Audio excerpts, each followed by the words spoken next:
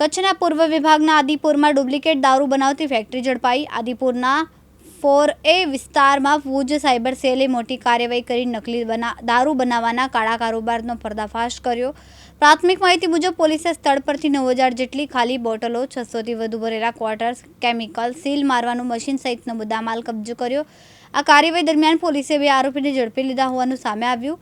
પ્રાથમિક તપાસમાં દારૂની બોટલો પર હજુ સ્ટીકર લગાવવાનું બાકી હોવાનું જાણવા મળ્યું, જેથી આ નકલી દારૂનો જથ્થો બજારમાં પહોંચે તે પહેલા જ પોલીસના હાથે ઝડપાયો હોવાની શક્યતા છે।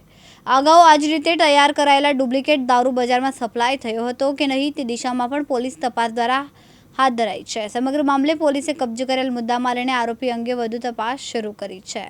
આજરોજ આઈજીપીસી કોરડિયા સાહેબને ચિરાગ કોરડિયા સાહેબને મળેલી હકીકતના આધારે સાહેબે અમને ટીમ સાથે સદરવ જગ્યાએ રેડ કરવા માટે મોકલતા સદરવ જગ્યાએ પંચો સાથે આવી આશરે બપોરના 12-1 વાગે રેડ કરતા સદરવ જગ્યામાંથી આશરે દારૂ બનાવવાનું કેમિકલ 600 લીટર જેટલું, ખાલી બોટલો 9400 જેટલી તેમજ બનાવેલી બોટલો 600 જેટલી આશરે જગ્યા ઉપરથી મળી આવેલ છે અને 2 આરોપીઓને અમે તપાસના કામે એરેસ્ટ કરેલ। આ જે મટીરિયલ છે એમાંથી કોઈ સપ્લાય થયું? સપ્લાય નથી થયું। એને કાલથી જ આરોપીનું અત્યારે કેવું એવું થાય છે, તપાસ દરમિયાન અમે પૂછપરછ કરી કે કાલથી જ એને સ્ટાર્ટ કરેલું છે સદરવ જગ્યા ઉપર અને એમાંથી એક પણ બોટલ હજી બહાર નીકળી નથી। ત્યાર પહેલાં અમારી ટીમે કાર્યવાહી કરી નાખેલી।